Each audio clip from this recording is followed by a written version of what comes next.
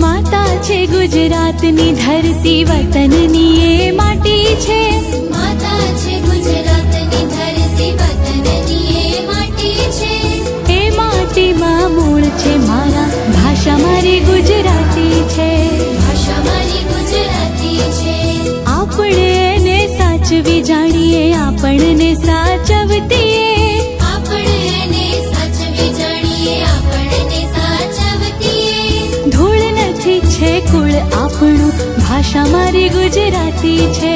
ધૂળ નથી છે કુળ આપણું, ભાષા મારી ગુજરાતી છે. ભાષા મારી ગુજરાતી છે.